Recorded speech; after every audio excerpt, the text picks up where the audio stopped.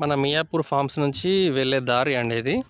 చూడండి, ఇక్కడ మా విలేజ్కి వెళ్ళే దారిలో ఇక్కడ ఎక్కడ చూసినా వరి కోసిన పొలాలు మాత్రమే కనిపిస్తున్నాయి. చూడండి, ప్రధాన పంట వరి, మక్క, పత్తి మాత్రమే ఇక్కడ తెలంగాణలో మ్యాక్సిమం 90% ఆఫ్ రైతులు కూడా అదే పండిస్తున్నారండి. ఈ విధంగా పండించడం వల్ల యూరియాలు, డిఏపీలు 2020లో చల్లడం వల్ల ఏమవుతుంది అని అంటే మన భూమి మొత్తం సారవంతం అనేది తగ్గిపోతుందండి.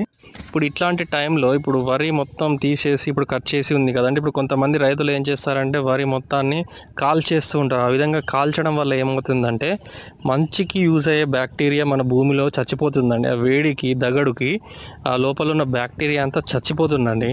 సో వరిని ఎప్పుడు కూడా కాల్చొద్దు. ఇప్పుడు మీకు ఈ సమయం దొరికితే ఇదే స్టేజ్లో ఈ వరి కొయ్యలు అదే విధంగా ఉన్నప్పుడు మీ దగ్గర వాటర్ ఉంటే మీరు డైరెక్ట్గా అందులో మక్క పెట్టొచ్చండి. అంటే మక్కలు విత్తనాలు నాటేస్తే డైరెక్ట్ మీరు ఈ వరి కాలబెట్టే కంటే ముందే, అంటే ఆ టైం పీరియడ్ని 1-2 months టైం పీరియడ్ని మీరు మొక్కజొన్నకు వాడుకోవచ్చండి.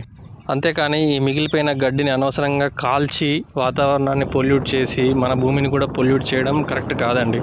సో రైతులందరూ గమనించండి, ఆ విధంగా మనం వరి గడ్డిని కాలబెట్టడం కంటే దాన్ని వదిలేస్తే ఆ విధంగా అందులోనే కుళ్ళిపోయి ఎరువు తయారవుతుందండి. లేదంటే గడ్డి గింజలు కూడా దొరుకుతున్నాయి. గడ్డిని కానీ జీలుగు లాంటి గింజలు కూడా మనం నార్మడిలో ఏ విధంగా అయితే దున్నుతామో ఆ విధంగా దున్నే కంటే ముందు 1-2 నెలల ముందు కనుక మనం అవి చల్లితే ఆటోమేటిక్గా వర్షాలకు కానీ లేదంటే మన దగ్గర బావి ఉంటే నీళ్లు పెట్టడం వల్ల కానీ ఒక 4-5 ఫీట్లు హైట్కి వచ్చిన తర్వాత, లేదంటే 2-3 ఫీట్ల హైట్కి వచ్చినా కానీ మీకున్న టైంని బట్టి భూమిలో కనుక కలియ దున్నితే భూమి సారవంతం అవుతుందండి. అయితే వానపాములు కూడా అసలు ఇప్పుడు మన పొలాల్లో కానీ మన భూమిలో కానీ ఎక్కడ కూడా కనిపిస్తలేవండి. వానపాములు తగ్గడానికి కారణం ఎరువులు చల్లడం, ఈ విధంగా గడ్డి ఉంటే కాలబెట్టడం. రైతులందరూ జాగ్రత్త పడండి.